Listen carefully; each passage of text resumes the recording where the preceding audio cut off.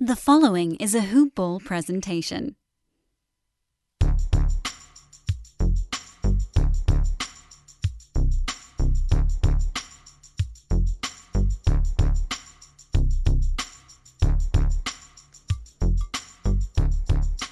Hello, and welcome to the Hoop Ball DFS Today podcast. I am your host, Mike Apatra, joined by my good buddy Santino to break down this wonderful Thursday, January 21st slate. We got 3 games. I got my buddy here. Santino, how you doing over there, brother? Doing pretty good, man. Just finished looking at the double overtime Cavs Nets thriller where the Cavs came out hot in that second period of overtime.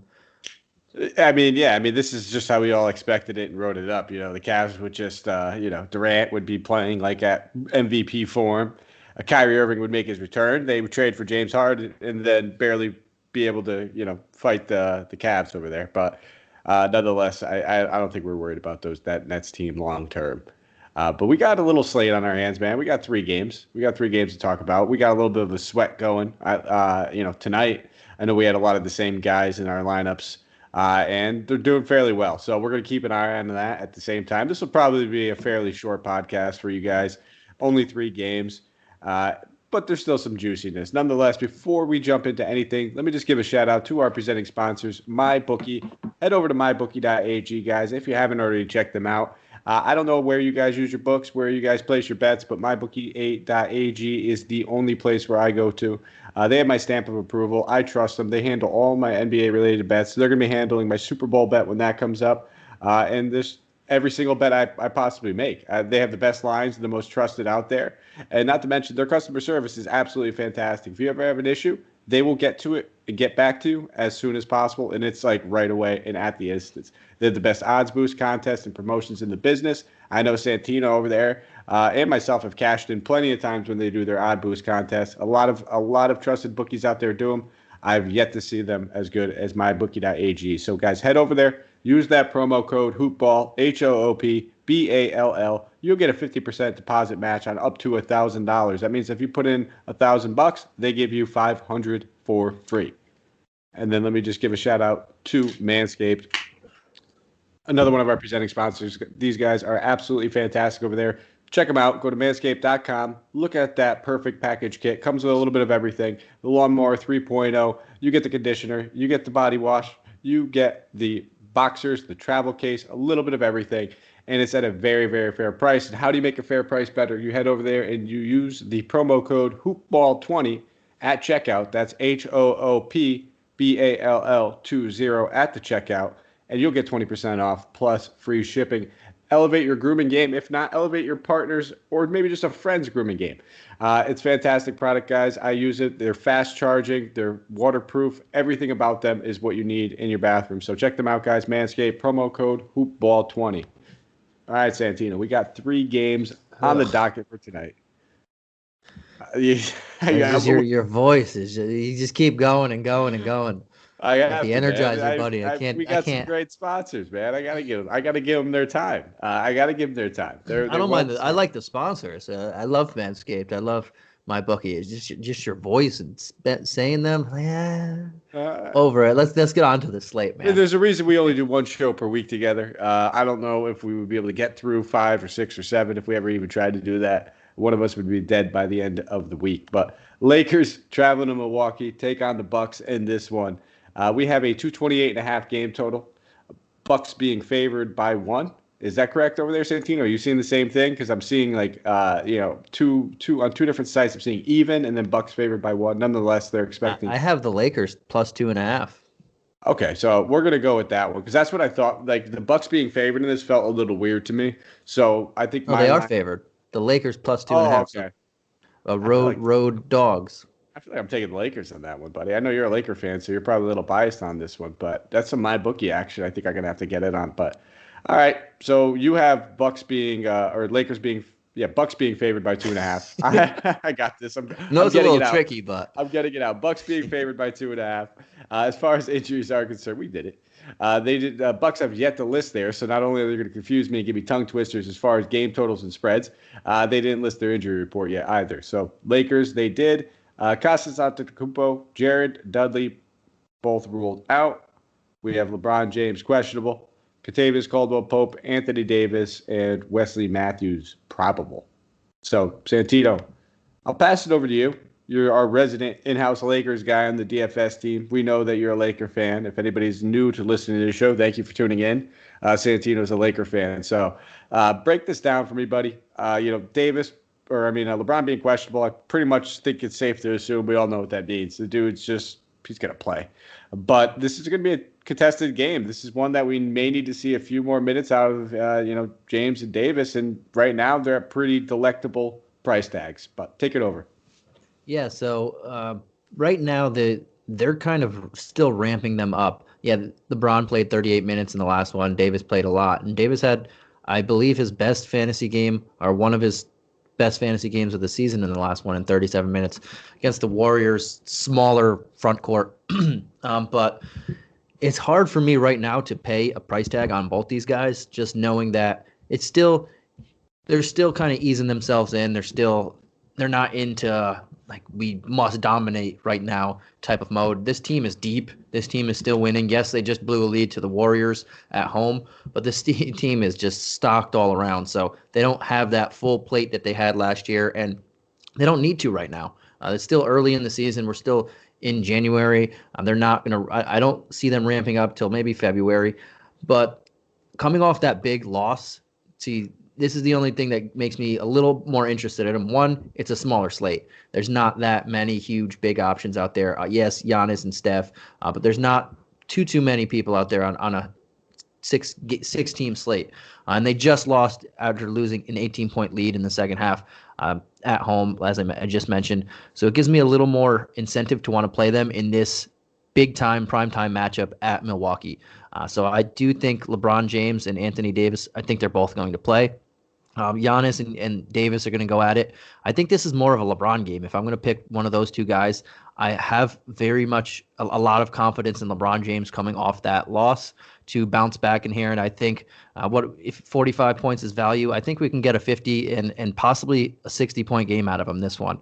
I'm not that upside of the 60 is I'll have shares of it just because I don't think it's as likely, but I think definitely bringing back value is what LeBron is going to bring in this one after that loss. Yeah, and I'm right there with you. I prefer LeBron over Davis. Looking back, these two teams they played twice last year, and the last game was on March 6th. The studs played. LeBron played like a champion. 37 points, 3 steals, 8 rebounds, 8 assists game in 36 minutes. Davis played 29 minutes in that same game. He didn't struggle necessarily. But 30 points, 9 rebounds, still a fantastic game. That's why I think both these guys, and it could be said, we'll get to the other side of the ball. When we saw the same thing when the Nets played the Bucks. When these two great teams face off, it brings the best out of the stud players and the star players when they get to go toe to toe. So I think these guys are very much in play. Although I do love Steph Curry in that Knicks matchup, which we will get to. But I think LeBron's got to be one of the safer cash options if you're looking to spend up on this slate. It just makes so much sense to me on his price tag where you can still allows you to get to some other options as well. But looking at some of these other options, we talked about the two studs up there. Any interest in guys like Schroeder, Harrell, Kuzma, Marcus Gasol down at 3,600? Could you see yourself playing any of them? It's just hard because all the usage funnels through those guys. And yes, they're kind of easing themselves in, but this team, like I mentioned, is just very deep. So the usage doesn't get funneled to a third guy, really. It gets funneled, spread around to multiple people out there. And whoever's having themselves a solid game, it goes to. I do think Dennis Schroeder, I don't want to look at in the matchup. Drew Holiday is one of the best perimeter defenders in the league. Harrell, him and Bobby Portis are going to be fun to watch coming off the bench against each other. Both high energy, run around guys, do similar things. And I think that's a fair price tag for him at 5,200 if you're not paying high at center there. I think he could bring back value there. But I won't have too many shares of him. But yeah, Marcus Gasol at 3,600. He's not playing too much right now, but him and Brook Lopez are similar-ish in this in their respective stages of their career. I don't see him playing more than his standard 20 or so minutes, if that. So I won't have too many shares, but at 3,600, if you're digging deep in a slate like this, I will have a share or two of him. Yeah, I mean, I think that there's going to be one of these bench guys that between Harrell and Kuzma, I'm expecting one of them to have a pretty rock solid game. Kuzma's been playing well. It almost feels like you chase anytime you want to play Kuzma and you're checking the box scores. You see that, he's had 3 double-digit rebounded games out of the past 4. And that's pretty much the premises of a lot of his value is if, he's always going to be scoring anywhere between, 10 and 15 points. Where are the rebounds going to be there? The positive thing is that the Bucks play at one of the fastest paces in the NBA right now, so that we should see more possessions for this Laker team, who plays at a pretty neutral to lower pace. So I don't mind taking a stab at either one of those guys between Harrell, between Kuzma. Like what you said, I think getting Harrell at the center position might just be better for eligibility wise. And it wouldn't shock me if we see Gasol, like you said, touch 20 minutes. He's usually floating around 15 to 20. Not the greatest point per minute guy at this stage in his career, but you know what? If it tips up, like I said, if this game stays close, it ends up being a really close game, we're going to see ample run out of the best players on both teams. That's just how it works. These guys rest their players during bad games to play them for these types of games. So we'll slide over to the Milwaukee side of the ball. I already gave my piece on Giannis. I think he's very much in play. Probably more GPP oriented for me. I think that LeBron makes more sense for cash plays. And then I don't mind even looking at a guy like Chris Middleton. I think he's going to draw one of the the better matchups out of all these other defenders. Actually, how do you think that goes? Who do you think guards Giannis? Do you think LeBron takes him, or do you think it's more of Davis? It's going to be Davis. Davis is going to take him, and so then rightfully so. We might actually see some LeBron on Middleton. That has me pondering it a little bit. I like the price tag for it. I don't love necessarily the matchup on paper. But like I said, the narrative of it being a close matchup and a close game, I don't expect it to necessarily be high scoring, but I expect the guys that put up high scores to do so. So he would definitely fall into that for me at 7,600. I definitely don't mind him. And I can even see myself running back a LeBron to Middleton type stack, getting one of the 2 top guys in this game, and then spreading out some of my ownership along the other spots. And then after that, for me, it's just Bobby Portis. Like you said, he's going to have some good minutes off the bench. 4,300, I think, is a very fair price tag for a guy that we can get some good value on only a 3-game slate. Yeah, I'm probably not going to have too many shares of Giannis either. And yeah, Davis is the best defender on this team. He's going to take that challenge. So I see Davis being the primary defender. He's going to ask for that challenge also, not just be given it. So that's where I see Davis being. Middleton, kind of. I think 76 is pretty cheap for him. He should be in the mid to low 8K range, so you still have some meat on the bone there to etch out, and I don't mind the matchup for him. I don't know how much LeBron will guard him. They might just put LeBron on someone else just to ease him in there as well. But I kind of like Middleton there. I don't mind Drew Holiday at 66. I don't play a ton of point guards against the Lakers, but this is going to be a up-tempo matchup, and I think he's been playing pretty well lately. He's getting more shot attempts. He's asserting himself more. He's getting a better feel for his teammates, and he just dropped 600 in salary in the last game. So I think you have a solid option there as a mid-tier guy at point guard. And yeah, I think Bobby Portis at 43. He finally. Most of these guys have been dropping in the last game in terms of price tag, but Bobby Portis was in the mid 5Ks. Now we get an entire $1,000 discount on him, and that's more where I would want to attack him in the low 4K range, not the mid 5K range. So I do think he's going to get a pretty good amount of run here in a solid tempo game, and I like him as well. Yeah, and I expect his ownership to be fairly high as well with only 3 games. So we'll slide over to the next game. Jumps from a 7:30 p.m. Eastern Standard Time game to a 10 p.m. Eastern Standard Time game. New York Knicks traveling to Golden State. They're going to be in the Bay Area taking on the Warriors. For this one, the Warriors have yet to submit their injury report, but the Knicks have. And Santino, I know you're going to like this one. Alec Burks is probable. Frank Ntilikina doubtful. Austin Rivers is doubtful. But I say that because we're in a fantasy league together, of course, me and Santino. And he picked up Alec Burks off the waivers. Someone dropped him. And he's just been licking his chops, waiting for this guy to come back. So he's back for you, buddy. And he's back for us DFS players as well. And then let's look at the game total for this one. We are looking at a 228. Oh, I'm sorry. This is yet to be released because Golden State's still playing tonight. So I apologize. That was tonight. So no game total, no spread. I know. Shame. But we'll start off with this Knicks team. I'll take over the Knicks real quick, and then I'll pass it off to you. They're playing hard. It's plain and simple. This is going to be a great matchup for a lot of these Knicks guys, simply because Thibodeau is going to run these guys into the ground regardless. Julius Randle, 8,800. Never thought coming into the season I'd be paying 8,800, but he's well worth it. If you wanted to pay up for two studs on this slate, it's going to be tough because I think there's a lot of good mid-tier value. And by mid-tier value, I mean guys just below 9K. We have plenty of options between Giannis, Davis, LeBron, Curry, that we could spend up on and just blow the salary. Get two of them. Go stars and scrubs. I don't know if that's the way my builds are going to go. I might get one of these guys, and I might just lean on a guy like Randall as well, because if he's going to be playing 38, 39 minutes in an up-tempo pace matchup against Golden State, a team that's kind of been struggling on in the interior until they decide that they want to play a little bit more Kevin Looney, I don't mind taking some stabs at him. So I'll be looking at him. Outside of that, maybe like an Elfrid Payton at 5,800. I don't mind him. I want to keep an eye on Quickly's minutes now that Burks is back. He's going to have to slide himself into the rotation somewhere or another. And this is we're going to find out. It's push come to shove. The minutes are going to have to come from somewhere. We're either going to see Quickly slide back down to that low teens range, 15, 14 range, or Payton's going to be playing 26, 25, and they're going to have to come from somewhere else on the wing. They're going to have to make some decisions, but that's kind of my take on it. I don't mind looking at Payton. I'll probably fade Quickly in this one. It might bite me at 48,100, but I'm expecting him to draw a ton of ownership. And I'll put it on the record. I've been saying I do think he's the better player as opposed to Elfrid Payton. But Santino, give me your take on the Knicks. Yeah, so the Knicks they play at the slowest pace in the league. They play very good defense. They play Tom Thibodeau basketball. If you haven't watched this guy coach a team in a while, this is exactly what they do. They play slow. They play defense. They beat you up. Nothing really flashy. They play a lot of minutes as well. A lot of minutes, as many minutes as they can possibly handle. If you buy into a system, you will play. So that's the thing here. But the Warriors, on the other hand, playing really good defense again. They're starting since Draymond came back. They're gotten much better on the defensive end.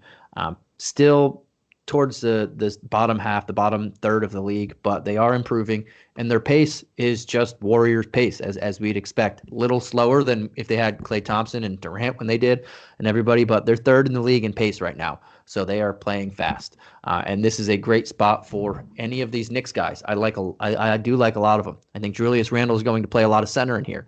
They're not going to play James Wiseman on the other end a lot of minutes. When Draymond shifts there or Looney shifts there, whatever, Randall's going to play good amount of minutes at center. He's going to play power forward. He's going to play his standard 38-plus minutes or so. I think 8,800 is a fair price tag for him, even with Draymond being That's just wild. You said your standard 38-plus. Right. You just casually say that. Like, that only allows 10 more minutes at that. If he only played power forward, that would only be 10 minutes left for anybody else to stiff the court at that position. He's actually, I shouldn't say standard. That's a minute higher or less than a minute higher than his 37.1 minutes per game right now, which is insane. But he's going to be playing upwards of that.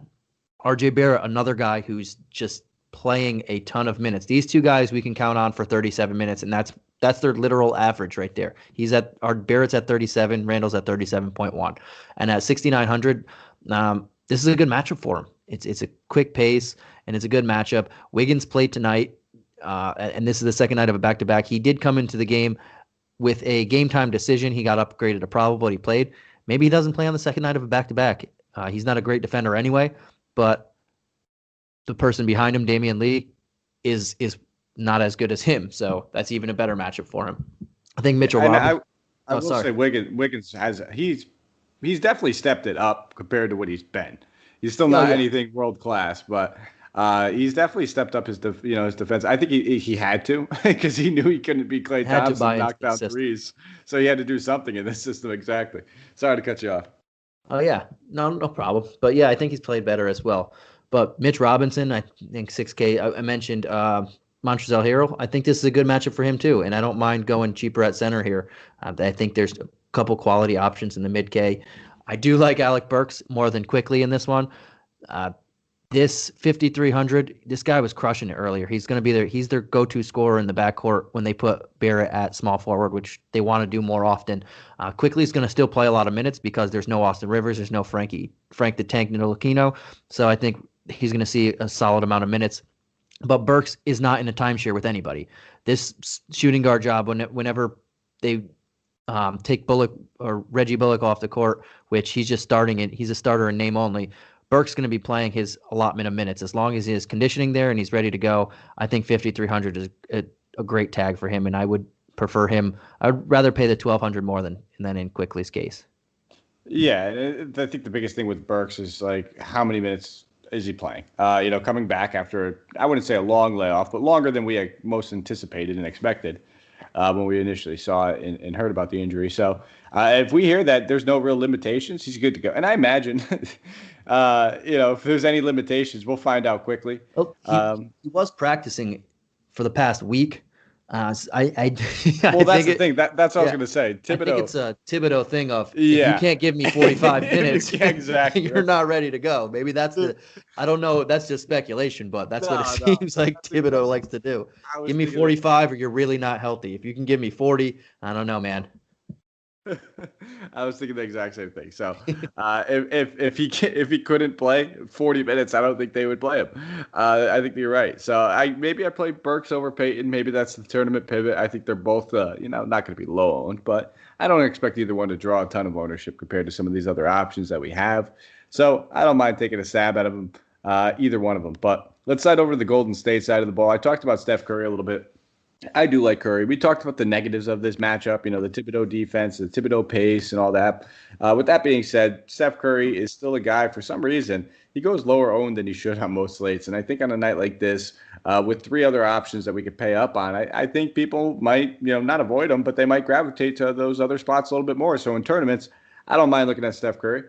He's probably my second favorite tournament option in order of LeBron and then Steph. So, I think LeBron's probably the safest thing for cash, and he's like you said, he has that 50 to 60 point upside in that matchup as well. I think Steph Curry always has that upside no matter what. It's just whether or not this game stays close. And I think that with how annoying these Knicks have been against good teams, and yes, I said the Warriors are a good team, they'll be able to hang into it. So we'll have to wait and see on that one. But that's kind of my take with Curry. Outside of Curry, I'm with you. I'm sorry to cut you off. I'm kind of with you. I like him more as a tournament option. And if this game was in the Garden and there was fans in the stands, I would be all over him, even in the matchup, because he plays up for big moments and he plays up in big spots. But they're home. It's a little tougher matchup. He is Steph Curry, so he can get his shots off anytime. I just like the LeBron narrative that this team just lost by 18 points. Or they lost a huge lead coming at home the last game, and now they're going against the Bucks. I just like that narrative a little more. Yeah, no, I can't blame you for it, and I'm with you. That's I still think I play more LeBron in my tournaments, but I will definitely have shares of Curry. I'm hoping. I don't know if I'll be above weight on him compared to the field, but I expect to be pretty fairly even keel with the field at the very least. And then the other options I'm looking at, it would be Draymond Green. You talked on Wiggins. If Wiggins does sit on this back-to-back, yes, I do want some Damian Lee. You guys hear me talk about him all the time. I'm waiting. Believe me, I had some Damian Lee in my 3,500 is nothing. Yeah, I had some Damian Lee in my lineups tonight just in case Wiggins didn't play. And, I'll probably get 16 points out of him when it's all said and done, and that lineup will probably be 20 points away from a first-place finish, and I'll hate myself for it. But it is what it is. I'm willing to take shots on the guy because a guy at 3,500, especially on a three-game slate, you're not going to be able to find value like that if he ends up starting and play 30-plus minutes. He's almost the chalk value play. And then if he is the chalk value play, you look at a guy like Kent Bazemore as the pivot because he'll probably play a fair amount of minutes off the bench. So if Wiggins is out, keep your eye on both those guys. Nonetheless, Curry and Draymond, very, very much in play with me. Probably, I don't want to say I'll fade Oubre, but I'm not going to keep chasing that this guy's actually hitting the three-point shots and he's got the confidence. I'm happy for him. That's great and all. This is just I can't love all these guys going against the Knicks, and he's probably the guy that's going to have to sit on the odd seat. I'm with you. Pretty much everything you said there. This is not a team that I want to target heavily in this type of matchup, but Damian Lee, if he starts at 3,500 or even if he doesn't, he's a solid guy. I would probably be more balanced, so I won't be going totally dumpster diving if he's not starting, but he's still 3,500. He could hit value. Draymond Green's in a good matchup. Julius Randle doesn't intimidate anybody on the defensive end. And I would love if we could see James Wiseman play 25 minutes, because this is a matchup at 4,500 that I would definitely target him. Another cheap center option, but he's just too volatile for me to play at right now. Yeah, and I think a lot of it just has to do with the inexperience, the foul trouble, and things like that. I guess if that's the positive, I don't expect Mitchell Robinson to get him into foul trouble. There's the glass half full approach, but it's still a very risky play. And with Montrezl Harrell only being $700 more, that's a safer cash option. But I get it if you want to play Wiseman in a tournament. Mm-hmm. We'll keep it moving. Next game, last game, final game, another 10 p.m. Eastern Standard Time game. A lot of games. New Orleans Pelicans going against the Utah Jazz. So this game right now, it does have a game total, 216. Jazz favored by 6.5 points. Looking at the injury report, Derek Favors probable. Elijah Hughes is out, and we do not have one for the Pelicans. So we will start with this Pelicans team. They look like they're fairly healthy. They should be good. Lonzo Ball came back in that last game. He was on a little bit of a minutes restriction, so we'll have to keep our eye on that and see if he's back up to his normal allotment of 30-plus minutes. If that's the case, 5,500 is a great price tag. I think people are going to have to make some decisions when it comes down to Lonzo and Peyton as that secondary type guard in that 5K range. And, if I don't hear anything on the restriction, I'll probably lean Peyton. But if there's no restriction, I think Lonzo makes a whole ton of sense. And then you can still get some Knicks exposure with some Randall or some Burke. So I do like some Lonzo if there is absolutely no restrictions. If there is restrictions, not going near him. And I think we can take another look at Zion. I talked about him in this matchup last time. It's just a good matchup for him. They could throw Favors at him, but Favors doesn't have that first step quite like he used. I don't know if he ever had it to keep up with Zion necessarily, but he's not going to be able to keep up with Zion, and he's going to have his way. And then Steven Adams is just big enough to keep Gobert away to make his room in the paint for him. So Royce O'Neal's the guy who's going to be primary on him at starting, but he's as good of a defender as this guy is. He's only 6'6". He's not going to do it. He's pretty much a wing, but he's playing power forward. I think Zion's floor is just super safe. The ceiling isn't there because and it's hard to say Zion's ceiling isn't there, but right now his peripheral stats are just not there, so the ceiling isn't sky high, but his floor is just safe. This guy is doing what you expect him to do. He's a primetime scorer already in this league. So I think 77 is a solid. You can get a 37-point floor out of him, and with a little bit more room to grow there. Absolutely. And when we see Steven Adams in these types of matchups, Steven Adams has always been the guy that has done dirty work. The stuff that no one notices. He's pretty much the reason why Russell Westbrook was able to do so much and become such a great rebounder, because Steven Adams is just one of the best centers at boxing out opponents. So it wouldn't surprise me if we see a bigger rebounding game from Zion. He understands he's going to have to take a lot of the Gobert brunt in this game. We saw it in the last one as well. So not a matchup for me for Ingram necessarily. 8,500 just seems like it's a little too expensive. If you wanted to take a shot at a guy like Bledsoe, I wouldn't mind it. I think that price tag is more than fair at 5,300. I'm pretty much hopping off the Nickeil Alexander-Walker train at that price tag until he gets back down to the mid-4s. I don't think I'll be touching him too much. We're starting to get these bodies healthy. As Lonzo's minutes increase, his might dip a little bit. And then if you're absolutely dumpster diving and you need to play, JJ Redick is always a guy that he's generally rock solid. If he's hitting his shots that night, he's going to get you 20. If he's not, that's the chance you take. I'm playing JJ Redick. So anybody else you want to talk about on this New Orleans side? Yeah, you mentioned Ingram, and I liked it for him in the Tuesday game with 2 games. But now that there's 3 and there's better options around his price tag or a little bit higher, I'm not going to play too much of him. I mean, LeBron's only 700 more. Curry's 1,000. Randall's a couple hundred extra, and I think that's a solid matchup. So I'm going to avoid him too in this one. He's been shooting poorly. I think it's still a decent matchup for him because you can target the Jazz at the 3-point line if you can, but it's the other options are better. I'm not really targeting too many people. I guess JJ Redick you could look at 35, but if you get there, man, he doesn't play. He's not playing 20 minutes when this team is healthy, or a lot of minutes when this team is healthy. So you're really digging there and hoping that your studs hit. But I don't mind. Actually, no, I really don't want to play Lonzo or Bledsoe right now in this either. So probably not going to have too much exposure to the Pelican side of the ball. Don't blame you. On the Jazz side of the ball, though, we saw some of these big hitters. Donovan Mitchell lost you a bet. I would have sided with Will on that one. I was on Mitchell over Shea. Shout out Will.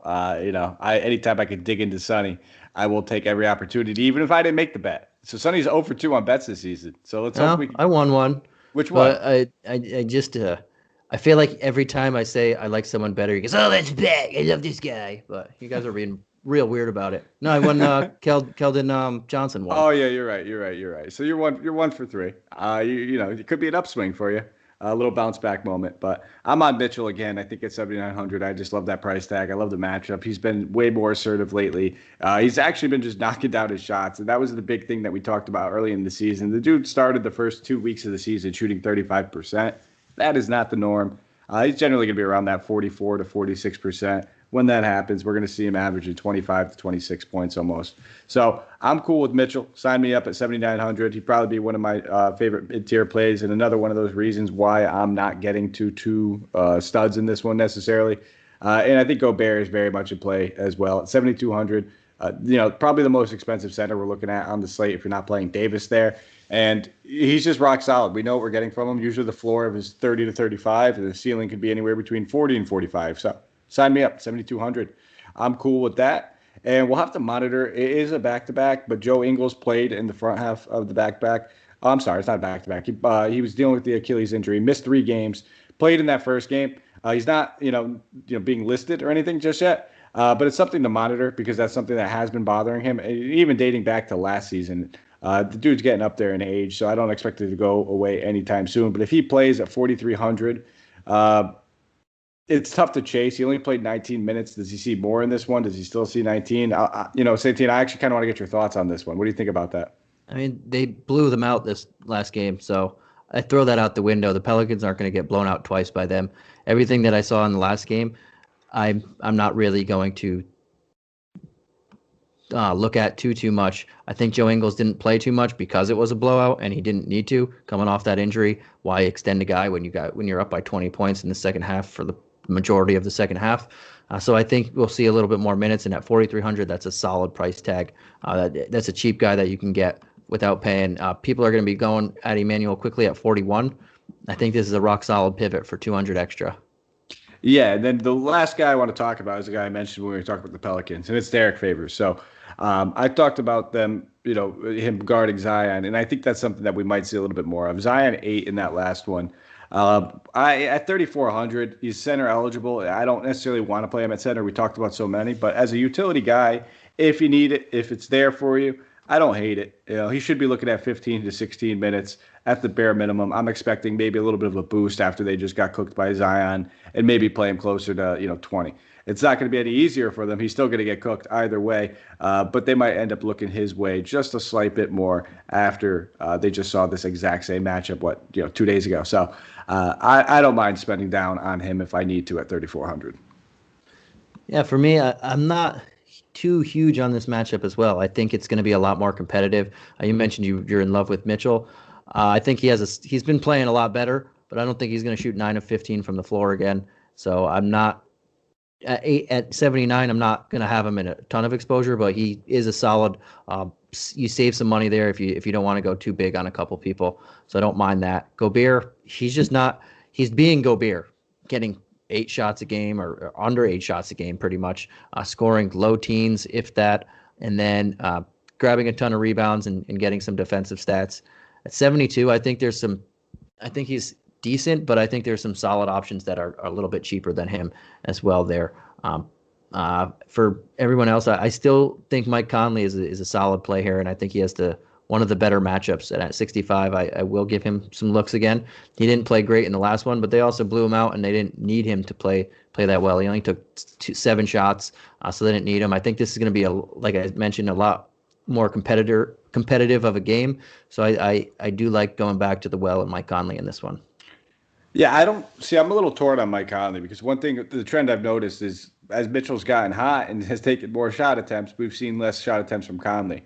He's still in the double digits, but mostly in the low double digits. Last game it was 7, before that 13, then 2 games straight of 10, 13, 12, 14, 10, 11. And then he had one of 20, but we look back when he had 20, and that's kind of right when Mitchell had his last poor game and started to get back on track. So I don't know if there's exact correlation. I'm not saying these guys both can't have good games in the exact same night, but it could just seem like a veteran letting the young guy get into his rhythm and saying, "Hey, man, take the ball, do your thing. You're the star of this team." I get that. Maybe I'm just overthinking things and overlooking things, but I definitely think that's something I've noticed. At 7,900, I think I still prefer just to pay the 1,400 more on the guy on the hot streak, but I don't blame you for playing Conley either. This guy's a walking bucket, and much, much better this season as opposed to last when he was dealing with those injuries. I would say, yeah, he's not taking in as many shots, but he is facilitating and he's doing a lot more things. And if you look at their fantasy points per game outside of the last one, they're pretty close. I mean, Donovan Mitchell, the last 4 before the last one, only has 1 over 40. You could say the same thing for Conley, or I think Conley has 2 over 40. So it's they're pretty close there. I don't think it's a huge difference. And if you need the savings, it's solid there. I think there's a couple more wing options as well.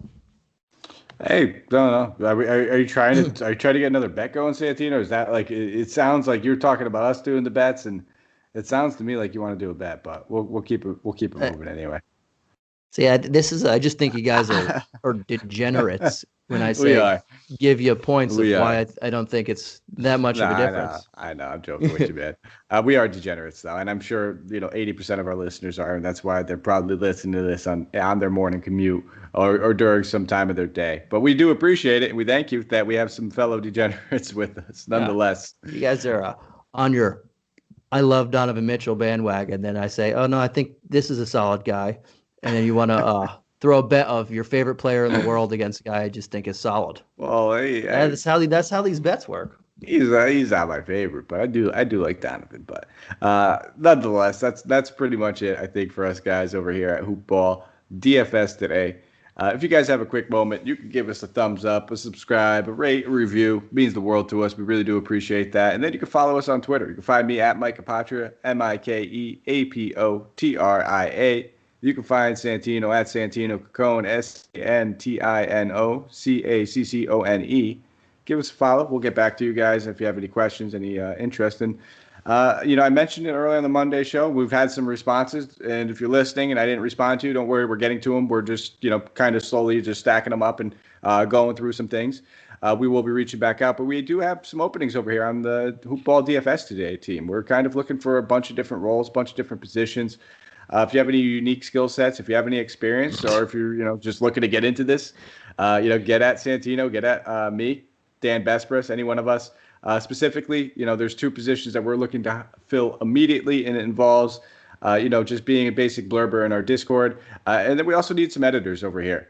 We've been pumping out more content left and right. Santino and I, we keep our eyes on them, but we need a hand, guys. So if there's any editors out there that want to be a part of this team, get involved.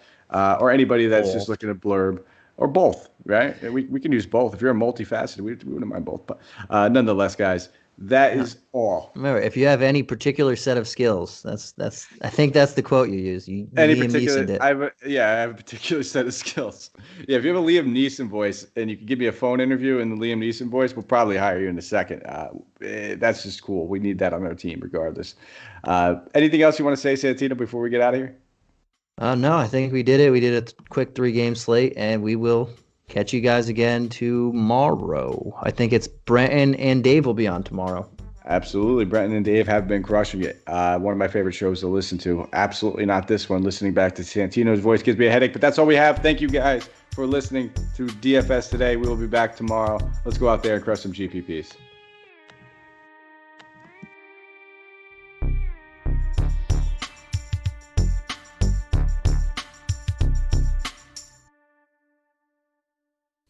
This has been a Hoop Ball presentation.